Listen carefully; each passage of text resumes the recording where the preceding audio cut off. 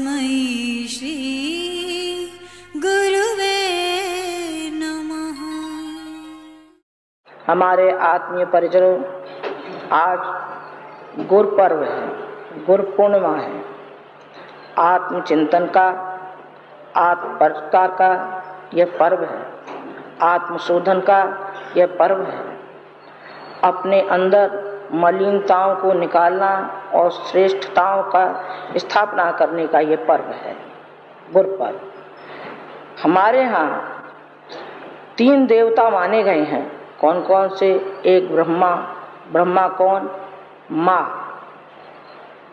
माँ जो पैदा करती है, ब्रह्मा जो सृष्टि का करता है, सृष्टि का निर्माण करता है, वो माँ है। विष्णु, विष्णु जो पालन पोषण करता है, जो सारे साधन जुटाता है, वह होता है पिता। दूसरा नंबर आता है पिता का, पहला नंबर आता है माँ का। और शिव, शिव अर्थात गुरु। शिव जीवात्मा को बनाता है, शिव ऊंचा उठाता है और शिव शक्ति का प्रतीक है। शिव शक्ति देता है। एक ने निर्माण किया संसार का, एक ने साधन जुटाया, लेकिन एक ने तो जीवात्मा की दृष्टि से कहां पहुंचा दिया। उसका नाम है गुरु, उसका नाम है शिव, जिसका कि आज गुरु पर्व है। गुरु को शिव माना गया है। शिव इस मायने में माना गया है कि यदि गुरु नहीं हो तो उठ नहीं सकता व्यक्ति। आध्यात्मिक दृष्टि से नहीं उठ सकता, भौतिक दृष्टि से तो वो उठ जाएगा, वैज्ञानिक तो बन जाएगा, लेकिन जिसके हृदय में कोमलता, उदारता और त्याग और बलिदान जिसके हृदय में आवे, वो गुरु ही सिखा सकता है और कोई नहीं सिखा सकता। ये पर्व गुरु पर्व है। जिस दिन से गुरु जी ने अपने गुरु का वरण किया तो सारी की सारी अपनी पिछली जिंदगी को छोड़ करके आगे का पाठ पढ़ना शुरू कर दिया। उन्हीं का जो भी निर्देश आता गया उसी का पालन करते गए। ये श्रद्धा का पर्व है। श्रद्धा एकनिष्ठ होती है और भावुकता तो क्षण क्या कहती है, क्षण क्या कहती है। अभी तो हमें त्याग और बलिदान का पाठ पढ़ाती है और थोड़ी देर पीछे वो मटिया मट कर देती है। जाने हमारा क्या हो जाता है पता नहीं चलता, जाने हम किस बहाव में बहते हुए चले जाते हैं। अभी तो हमारे मन ये कहता है कि हम बिल्कुल समर्पित हैं, बिल्कुल समर्पित हैं, और दूसरे क्षण न मालूम जाने कौन बन जाते हैं, न मालूम कौन बन जाते हैं, कैसे बन जाते हैं। इसलिए बन जाते हैं कि हमारे अंदर वो श्रद्धा की कमी होती है। और श्रद्धा की जहाँ परिपक्वता होती है, श्रद्धा जहाँ होती है, वहाँ तो व्यक्ति को मिलता हुआ चला जाता है, मिलता हुआ चला जाता है। रामकृष्ण हंस के जीवन में न मालूम कितने शिष्य आए होंगे, 1-2 आए होंगे, लाखों आए होंगे, लेकिन एक ही को क्यों मिला? विवेकानंद को ही क्यों मिला, औरों को क्यों नहीं मिला? पूछिए जरा, हृदय पे हाथ रख करके आप गले में मुंह डाल करके पूछिए, आखिर उसी को क्यों मिला, औरों को क्यों नहीं मिला? इसलिए मिला कि उसके अंदर श्रद्धा थी, औरों के अंदर भावुकता थी, भीड़ थी, और उसमें से एक निकल के आ गया, एक निकल के आ गया जो कि शक्ति जिसको मिलती हुई चली गई विवेकानंद को। और चाणक्य जहां उनके हजारों, कहते हैं कि 30,000 विद्यार्थी थे जिनके के वो गुरु थे, लेकिन एक छोकरा निकल आया, एक छोकरा निकल आया जिसको चक्रवर्ती राजा बना दिया। चक्रवर्ती राजा बना दिया क्यों? एक ही को क्यों बनाया था? आखिर सारे ही तो शिष्य थे, सारे ही के तो गुरु थे, सभी ने तो गुरु माना था, गुरु माना था, गुरु वरण तो किया, लेकिन गुरु के प्रति जो श्रद्धा होनी चाहिए वो श्रद्धा नहीं थी।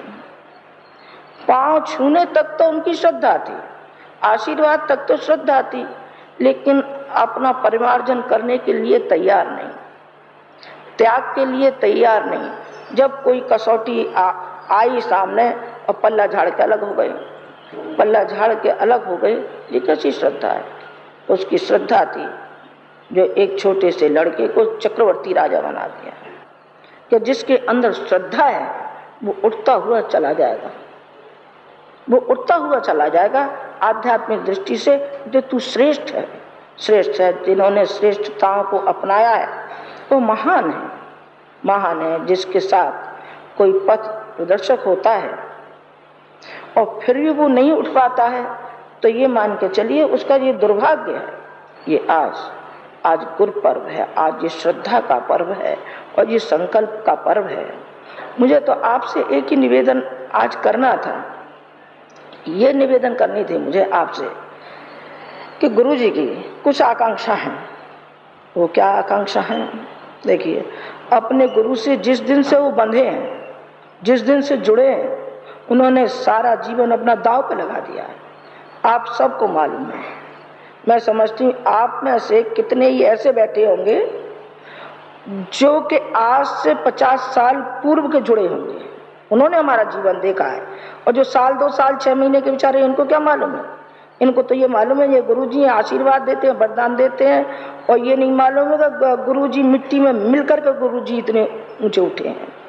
ये उनको मालूम नहीं है कि कितना श्रम किया है, और सारी मानव जाति की सेवा के लिए जो उन्होंने बीड़ा उठाया है, उनके अंदर कितना दर्द है, कितनी आग है।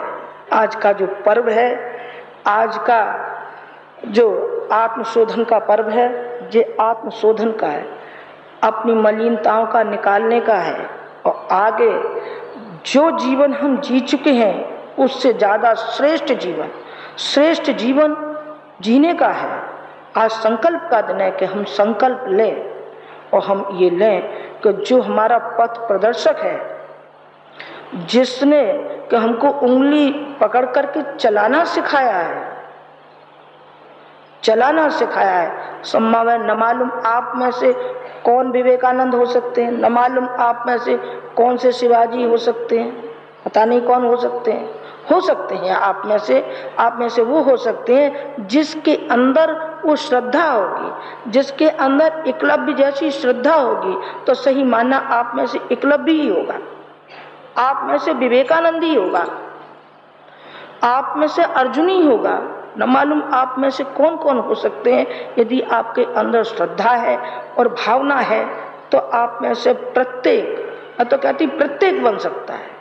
लेकिन आपके अंदर वो साहस तो हो, आपके अंदर वो भावनाएं पैदा तो हो, आपके अंदर वो आग तो पैदा हो जो आपके गुरु के अंदर जल रही है। उसमें से एक चिंगारी तो ले जाओ, एक आशीर्वाद तो ले जाओ, आशीर्वाद का एक कण तो ले जाइए आप।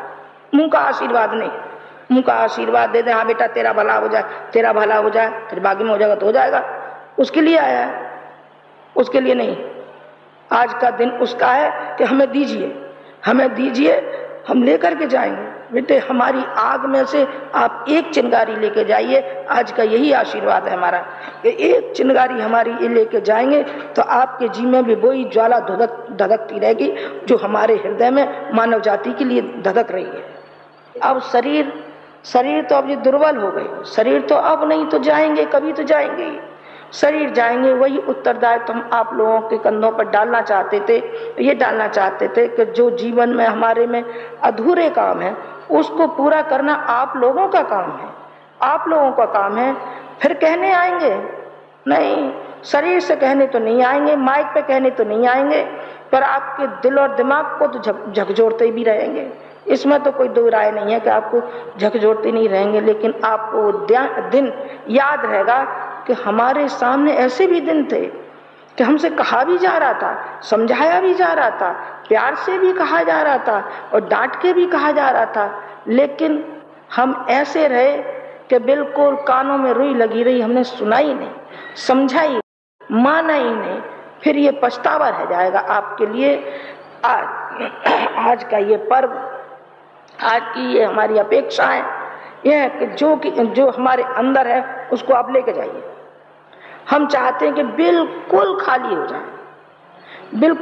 हो जाए, जो है सब आपको दे डालें, सब हम आपको दे डालें, आप अपनी झोली को फैला करके रखिए, आप लेकर के जाइए, यहाँ से लेके जाइए। मानव जाति की सेवा से के अलावा भगवान की जो सेवा है वो नंबर 2 पे आ जाएगी और मानव जाति की सेवा नंबर 1 पे, वो भी करिए। आत्मशोधन के लिए, आत्म परिष्कार के लिए हमें भगवान की उपासना, गायत्री माता की उपासना करना अनिवार्य है, इसमें कोई दो राय नहीं है। लेकिन जो भगवान रूपी मनुष्य शरीर जो बैठा है मानव के रूप में, उसकी उपेक्षा करेंगे? उसकी कैसे उपेक्षा करेंगे बेटे? उसको संभालने के लिए, उसकी अकल ठीक करने के लिए, उसकी परिस्थितियों को ठीक करने के लिए हमको आगे आना पड़ेगा। आपको साहस ऐसा नहीं होता है कि एक दिन बैठ करके अपनी आत्म समीक्षा की जाए और ये अपना जो मलिनताओं का निष्कासन किया जाए? एक दिन भी नहीं निकलेगा। नहीं बेटे, एक दिन तो निकलना चाहिए, गुरुपर्व के दिन तो निकलना चाहिए। आप जब कभी भी आएंगे तब आप अखंड दीपक में देखना, हम दोनों की छवि आपको दिखाई पड़ेगी। और जो शांति और संतोष और प्रेरणा लेकर के आप अब जाते हैं, आप आना कभी, ये चैलेंज है हमारा। और आप वही शांति और वही संतोष और प्रेरणा पाकर के यहाँ से आप जाएंगे। आपको इतना अभाव तो दिखाई पड़ेगा कि सकल का तो अभाव दिखाई पड़ेगा, जीवात्मा की दृष्टि से अभाव दिखाई नहीं पड़ेगा। ये मिशन ईश्वरीय मिशन है, जो कि इसके साथ में हमारा पसीना है, हमारी भावना है बेटे, हमारा खून है इसमें। आप ये नहीं जानते कि इसको किस तरीके से हमने सींचा है और किस तरीके से हमने बनाया है इसको। आपको कैसे हम अपना पेट खोल करके दिखाएं हमने इस मिशन के लिए क्या क्या नहीं किया है, कितना किया है, किसके इसके लिए हम मरे और खपे हैं। हम दोनों ऐसे जलते रहे। एक गाना है जिसमें स्नेह से दीप सी में जलते रहेंगे। बेटे, हम जलते रहते हैं, आपको मालूम नहीं है। तो हम यहाँ तक लाए इस मिशन को, और जो आगे बढ़ता चला जाएगा। जो हमारा आशीर्वाद भी है, हमारी भावनाएं भी कह रही हैं, हमारे सिद्धांत भी कह रहे हैं, और जो समूह हमने इकट्ठा किया है और वो उनको ठोक ठोक के हमने ठीक भी किया है। आप ये मन समझिए, हम उनको ऐसी खराद पे कसते रहते हैं हर समय, ये सिक्का खोटा है कि खरा है। खोटा है, अच्छा चल भाई, जहाँ तक ये लगा कि चलेगा, थोड़ा सा खोटा है थोड़ा सा अच्छा है, तो चलो इसके घिस करके देखते हैं। इसको खूब घिसाई करते हैं लड़कों की, दिनों रात पीछे पड़ते रहते हैं इनके। बना लाए और बनाएंगे, ये मत समझो कि इन्हीं को बनाया है। तो 10, 20, 50, 100, 200 हमारे साथ हैं जो हर समय हमारे पास रहते हैं, या इन्हीं को बनाने का उत्तरदायित्व हमारा नहीं? बेटे, ये बात नहीं है। आप सभी के पीछे, आप सभी को झकझोरते रहते हैं, आप सभी को हम बनाते रहते हैं। बनना न बनना तो आपके ऊपर है। आप डूबना ही चाहते हैं तो बेटे आपकी इच्छा है, हम तो आपका हाथ पकड़ेंगे और ये कहेंगे कि नहीं नहीं, आगे खाइए, आगे मत जाना बेटे, आगे मत जा। आगे जाएगा तो तू डूब जाएगा, आगे गहरा गड्ढा है। नहीं साहब, मैं तो गहरे गड्ढे में जाऊंगा, नहीं मुझे नहीं पसंद है। नहीं पसंद है तो फिर नहीं पसंद है, जा बेटे। और तुझे ढकेलने वाले पैदा हो जाएंगे, और ढकेलने वाले पैदा हो जाएंगे। और हम चाहेंगे कि प्रत्येक जितने हमारे साथ हैं, यहाँ है वो, और जो जहाँ हमारे सर्वत्र फैले हुए हैं, जो हमारे हैं, जिनको हम अपना मानते हैं, अपना ही नहीं बल्कि जिन्होंने हमको अपना नहीं भी माना है, प्रत्येक मानव जाति के लिए हमारी भावना है कि हम इनके दिल और दिमाग को किस तरीके से ऊंचा बनाएं, किस तरीके से इनको बाध्य करें कि हाँ, मानव जाति के लिए कुछ सेवा भी करनी है, हमको आगे भी चलना है। जो गुरुजी ने आदेश और निर्देश दिए हैं उनका पालन भी हमको करना है। आज ये पर्व श्रद्धा का, निष्ठा का, आत्मशोधन का, आत्म परिष्कार का, आत्मचिंतन का ये पर्व है। जैसा कि मैंने आपसे निवेदन किया था कि जो आग हमारे अंदर जल रही है, इस आग को आप लेकर के जाना आशीर्वाद के रूप में।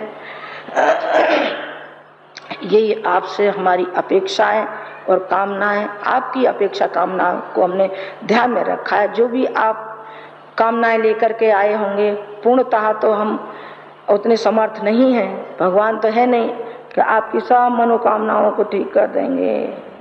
जो भी इच्छा लेके आए बच्चा सब हो जाएगा तुम्हारा, नहीं बेटे।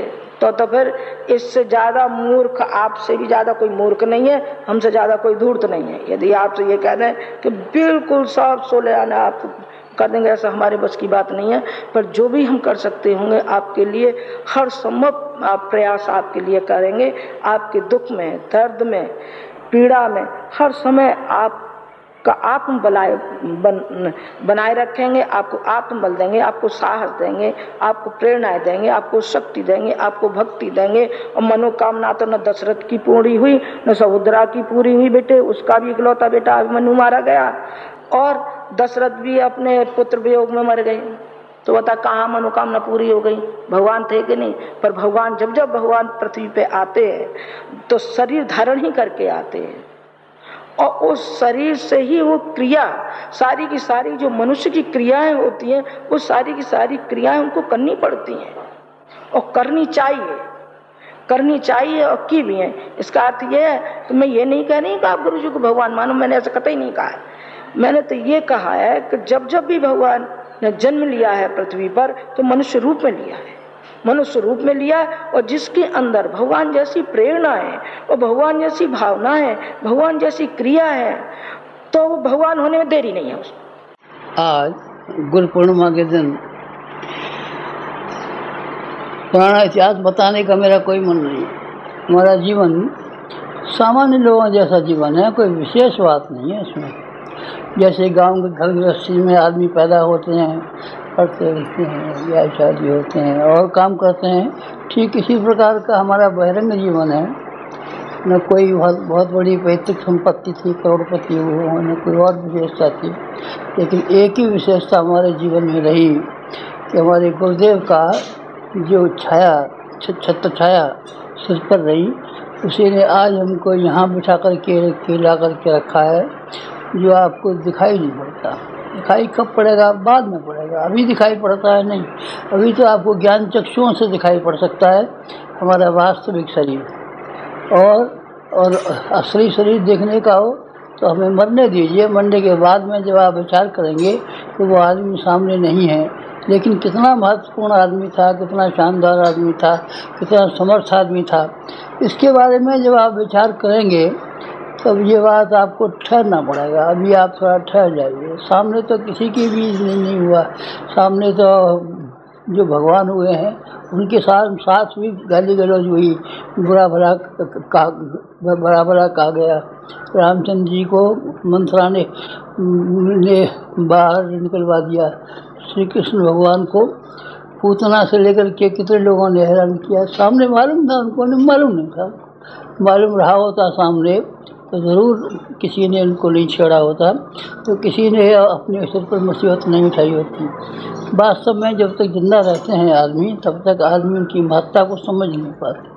हमारे गुरु का अनुग्रह और उसका प्रताप और उसका अनुदान है जिसने हमको इस लायक बना दिया। लाखों आदमी हमारी ज़िंदगी में ऐसे आए हैं जिनकी हमने सेवाएं की है, उनका आप जिक्र करेंगे ना, जिक्र करने से उसका पुण्य चला जाता है और आदमी का अहंकार बढ़ता है। हमारे द्वारा कितने लोगों की कितनी शारीरिक और कितनी मानसिक और कितनी भौतिक, कितनी आध्यात्मिक उन्नतियाँ संभव हुई हैं और कितने लोगों ने कितनी कठिनाइयों से पार पाया है, इसका मैं जिक्र करूँ ना, जिक्र करने से कोई फ़ायदा नहीं है। इसमें अहंकार हमारा बढ़ेगा और आप ये भी समझ सकते हैं कि कोई विज्ञापनबाजी तो नहीं हो रही है ना, इसीलिए मैं जिक्र नहीं कर सकता। पर आप सही मानिए, हमारे अकेले इस शरीर से लाखों आदमियों ने फ़ायदा उठाया है। आपके शरीर से क्या नहीं लाभ उठाया, आपकी बीवी ने उठाया होगा, आपके बच्चों ने उठाया होगा, आपकी कुटुंबियों ने उठाया होगा। हमारे द्वारा हमारी बीवी, बच्चे, कुटुंबी की संख्या इतनी बड़ी है कि जिनको लाखों की संख्या में, करोड़ों की संख्या में कह सकते हैं। ये आपने कहाँ से दिया? ये हमको गुरु से मिला है, हमारे पास नहीं है। हमारे पास क्या है? कुछ भी नहीं है। थोड़ी देर माला घुमाते रहे, बैठे रहे, अपना लकीर पीटते रहे, किसी तरीके से अपना दिन पूरा करते रहे, ये हमारे गुरु का अनुग्रह है। गुरु बहुत बड़ी शक्ति देती है। छोटा बच्चा माँ के पेट में से पैदा होता है। रहने के लिए कोई और जगह बताइए, ऐसा माँ के पेट में नहीं रह सकते तो आप कहाँ रहेंगे बताइए? किराए के मकान बनाएंगे ना? 9 महीने पेट में ही रहना पड़ेगा। दूध पिएंगे, किसका दूध पिएंगे? भैंस का दूध पिएंगे नहीं, माँ का ही पीना पड़ता है। किसकी बगल में सोएंगे? गाय की बगल में सोएंगे नहीं, गाय की बगल में नहीं, माँ की बगल में सोएंगे। बच्चा विकसित होता है तो उसकी माँ का और उसके पिता का, अभिभावक का, जो उसको पढ़ाता है, लिखाता है, शिक्षा की व्यवस्था करता है, चिकित्सा की व्यवस्था करता है, सारी व्यवस्थाएं करता है। ये कौन करता है? उसका पिता करता है, माता करता है। पिता और माता व्यक्ति की सेवा कर सकते हैं, लेकिन गुरु एक ऐसी शक्ति है जो पिता से भी बड़ी है, माता से भी बड़ी है। 100 माताएं और 1000 पिताएं मिलाकर के जितनी संयुक्त शक्ति का भाव बन सकता है तो वो उतना बड़ा सामर्थ्य हुआ। मैं कभी जब विचार करता हूँ तो मैं ये कहता हूँ, भगवान तो मैंने देखे नहीं है, पर मैंने अपने गुरु के रूप में भगवान देखा है। अपनी बात कहता हूँ। क्यों कहता हूँ? शायद आपकी समझ में कोई बात आ जाए, शायद आप पर प्रभाव पड़ जाए, शायद है कि आप भी इस रास्ते पे चल पड़े, शायद आप भी अपनी श्रद्धा को और निष्ठा को और प्रज्ञा को उतने ही पुनीत बना सके जिसके के ऊपर देने वाला कोई आपके ऊपर आ जाए और आपको निहाल कर दे। देने वाले की संख्या कम नहीं है, देने वाले बहुत, लेने वाले नहीं है, पात्रता नहीं है। लड़की वाला प्यासा सा घूमता रहता है, कोई लड़की के लिए अच्छा दूल्हा मिल जाए, जो कहाँ मारा फिरता है, कहाँ मारा फिरता है, फिर भी कोई मिलता है, कोई नहीं मिलता। क्या बात है? देने वाले तो सैकड़ों हैं, लड़की वाले तो हजारों हैं, लड़के ही नहीं है। किसी में क्या खराबी है, किसी में क्या खराबी है? कोई बेकार घूम रहा है, कोई शराब पी रहा है, कोई गुस्सेबाज है, कोई क्या है। तो इस तरीके से उसके पिता को आप पूछिए कितनी हैरानी होती है। यही बात गुरुओं के संबंध में है। देने के लिए बहुत, देने के पात्र कहीं मिल जाए तो मैं आपसे यकीन दिलाता हूँ कि अनुग्रह की इतनी वर्षा बन सकती है कि देवता और भगवान गुरु के रूप में ही आकर के आपकी सहायता कर सकते हैं। गुरु सहायता कर सकते हैं नहीं, गुरु भी तो इंसान है बेचारे। तो इंसान की सीमा है, इंसान की चलने की सीमा है, करने की सीमा है, देने की सीमा है, लेकिन असीम जो है देव सत्ता है और भगवान की सत्ता है। भगवान की सत्ता और देव सत्ता का अनुग्रह हमारे ऊपर बराबर बरसता रहा है। उनकी कृपा है, मुझे तो यही कहना पड़ेगा, कृपा उन्हीं की है, अनुग्रह उन्हीं का है। लेकिन अगर आप ये पूछें कि आप सच अपने मन की बात बता दीजिए और अपने गुरु के मन की बात बता दीजिए, तो मैं अपनी और उनकी दोनों की मनों की बात एक बात बता सकता हूँ कि इसके लिए पात्रता एकत्रित करनी पड़ेगी। पात्रता एकत्रित न की होती तो इस लायक अपने आप को न बनाया होता कि कोई महान शक्ति आकर के हमारी सहायता करे, तो संभव है वो सहायता मिल नहीं पाती। ये बात मैं आज गुरु पूर्णिमा के दिन केवल इस उद्देश्य से निवेदन कर रहा हूँ आपसे कि आपको भी कोई सही रास्ता मिले।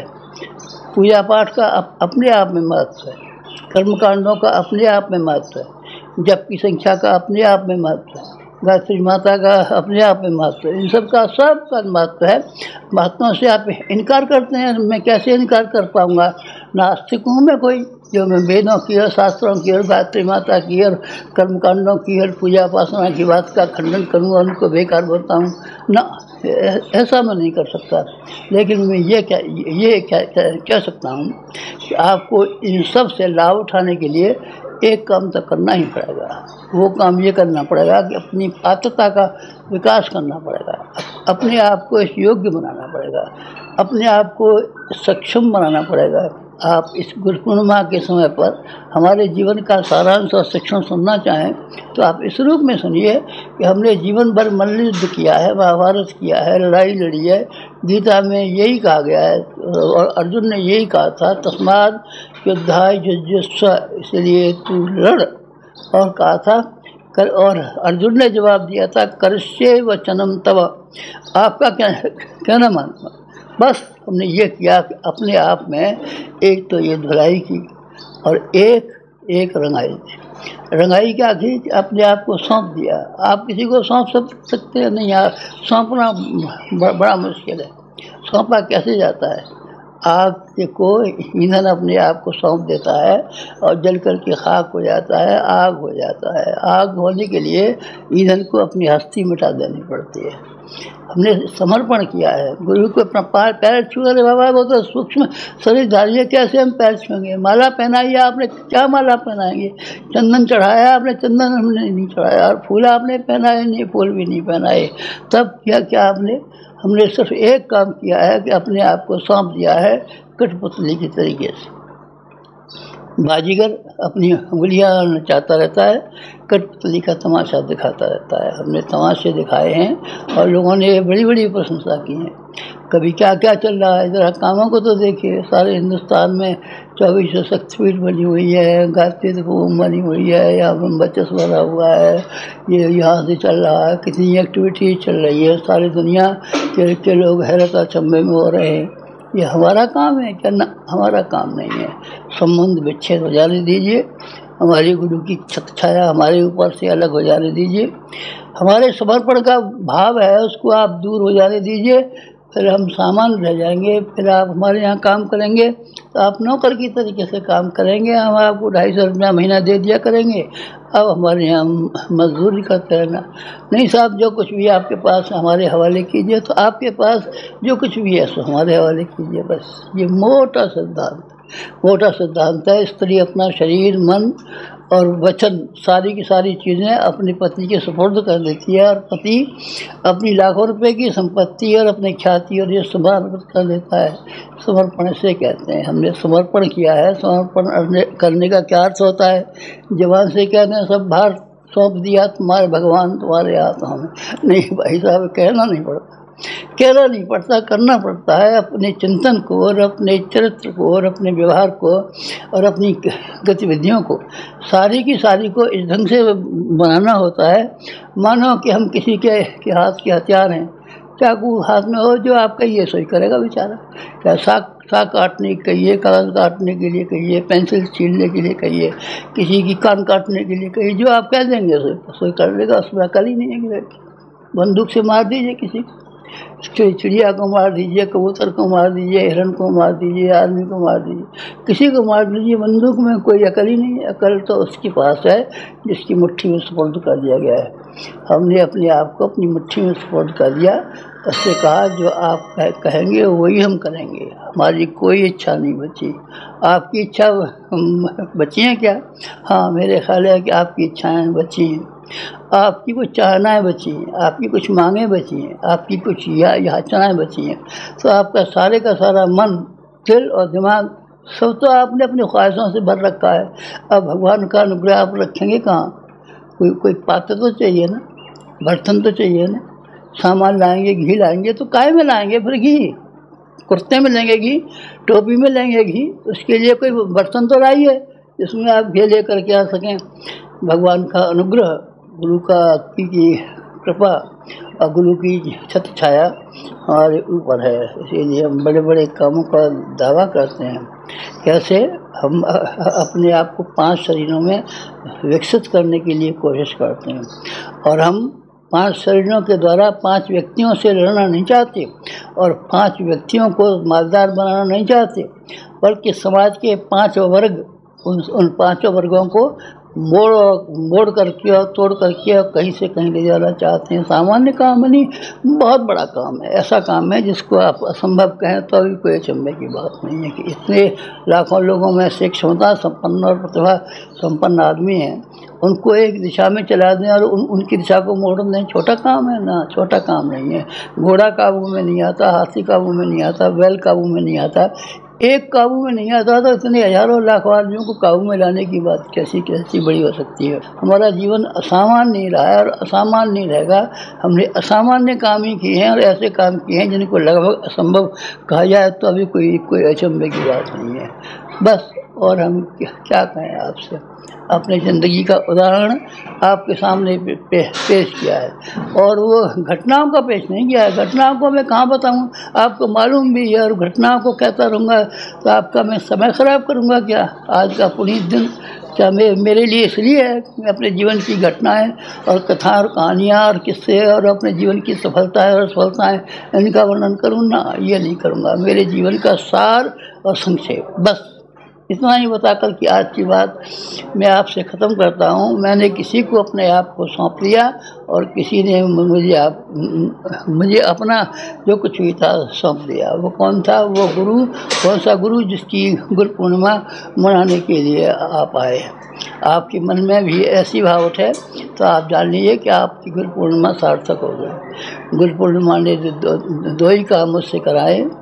बोया और काटा का लेख आपने पढ़ा होगा हमारा, मल्लयुद्ध का लेख पढ़ा होगा हमारा। हमने अपने आप को जीवन भर में लड़ाई लड़ी है, अपने आप से लड़ाई लड़ी है, विरोधियों से लड़ी है, कुमार्ग पर चलने वालों से लड़ाई लड़ी है, बोले भटकों से लड़ाई लड़ी है। हम जीवन भर लड़ाई लड़े हैं। आप भी लड़ सकते हैं। लोभ से आप लड़ेंगे, मोह से आप लड़ेंगे, अहंकार से आप लड़ेंगे तो आप हमारे शिष्य हैं। और हम आपको यकीन दिला सकते हैं कि हमें जीवन में बहुत बड़ा लाभ हुआ है। हमारी बराबर लाभ उठाने वाला इस दुनिया में कौन हो सकता है? मैं कुछ बता नहीं सकता कौन हो सकता है। शायद हनुमान जी रहे हों जिन्होंने कितना बड़ा लाभ उठाया हो अपने जीवन का। शायद अर्जुन रहे हों ऐसे जिन्होंने कि अपने जीवन का महत्वपूर्ण लाभ उठाया हो। कोई और भी रहे होंगे बहुत से आदमी जिन्होंने जीवन का लाभ उठाया हो। उन्हीं में से एक हम भी हैं और एक हम हैं। तो आप उससे निवेदन करने को अपनी घटना सुना करके आपसे निवेदन कर रहे हैं। ये निवेदन कर रहे हैं कि अगर आपके लिए संभव हो सके तो आप अपने लालच से, आप अपने कुटुंब तक सीमाबद्ध होने से और आप अपने अहंकार को और अपने दिखावे को दूसरों के सामने पेश करने से बाज जाइए। इनसे आप पीछे हट जाइए तो आपके हाथ से रस्सियाँ खुल जाएंगी, कमर से बेड़ी खुल जाएगी, हाथों से हथकड़ियाँ टूट जाएंगी, कमर से रस्सा कट जाएगा, पैरों से बेड़ियाँ कट जाएंगी और आप उस रास्ते पर चलने में समर्थ हो सकेंगे जो संपन्नता का रास्ता है, जो सुखों का रास्ता है, जो समृद्धि का रास्ता है, जो प्रगति का रास्ता है, जिस पर हम चले हैं। आप भी चलिए। आप भी किसी को समर्पण कर सकते हो। किसको समर्पण? अरे व्यक्ति के लिए नहीं कहता, मैं सिद्धांतों के लिए कहता हूँ। हमारा गुरु एक सिद्धांतों का समुच्चय है। भगवान कोई व्यक्ति नहीं है, भगवान एक सिद्धांतों का समुच्चय है। और आप भी एक सिद्धांतों के समुच्चय को, इसको आप चाहें तो प्रज्ञा मिशन भी कह सकते हैं, इसे कहिए। व्यक्तियों का तो क्या पता चले कौन भला है कौन बुरा है, कौन चालाक है कौन ईमानदार है कौन बेईमान है। आप उसकी भी नहीं कहता आपसे, पर मैं ये कहता हूँ ये मिशन, ये भगवान का मिशन है। आप इसके लिए समर्पण का थोड़ा भी अंश इसी प्रकार से कर पाए कि अपना मन सौंप पाएँ, तन सौंप पाएँ, बुद्धि सौंप पाएँ, विचार सौंप पाएँ, समय सौंप पाएँ और अपनी भावना सौंप पाएँ और अपने साधन सौंप पाएँ। तो मैं आपको ज़्यादा तो कुछ नहीं कहता। बात ख़त्म करते हुए ये कहता हूँ आप बहुत नफ़े में रहेंगे। मैं बहुत नफ़े में हूँ, अपने आप से बड़ा पसंद हूँ और अपने आप के भीतर, जवान से तो नहीं कहता घमंड की बात करूँ आपसे, पर अपने भीतर में गर्व भी करता हूँ और संतोष भी अनुभव करता हूँ और बड़प्पन भी अनुभव करता हूँ। आप भी अगर इसी रास्ते पर चलें जो खुला हुआ रास्ता है हर एक के लिए, आपके लिए भी खुला हुआ रास्ता है, इस रास्ते पर आप चलें तो आप उसी तरीके से संतोष पाएंगे, शांति पाएंगे, प्रगति पाएंगे, उन्नति पाएंगे, सुख पाएंगे और समृद्धि पाएंगे, जैसा कि मैंने पाया आज की गुरु पूर्णिमा के दिन। बस अपने जीवन से कुछ आपको शिक्षा लेने के लिए निवेदन कर रहा था। कदाचित आपकी समझ में आया तो आप इसको स्वीकार कर लें। मैंने आपको सही बातें बताई और ऐसी बातें बताई हैं जिसमें आपको नफ़ा ही नफ़ा है। आप नफ़ा कमाना चाहते हो तो आइए, हमने नफ़ा कमाया है और आप भी नफ़ा कमाएं। बस आज की बात में ख़त्म करूँ। सर्वे भवन्तु सुखिनः, सर्वे सन्तु निरामया, सर्वे भद्राणि पश्यन्तु मा कश्चित् दुःखभाग् भवेत्। आप सब सुखी हो, समुन्नत हो, आप लोगों की उन्नति हो, आप लोग अच्छे तरह रहें। बस और मैं क्या कहूँ। ओम शांति। हमारे YouTube चैनल शांति कुंज वीडियो गायत्री परिवार को सब्सक्राइब करें एवं बेल आइकन जरूर दबाएं ताकि गायत्री परिवार की विभिन्न गतिविधियों की जानकारी आपको मिलती रहे।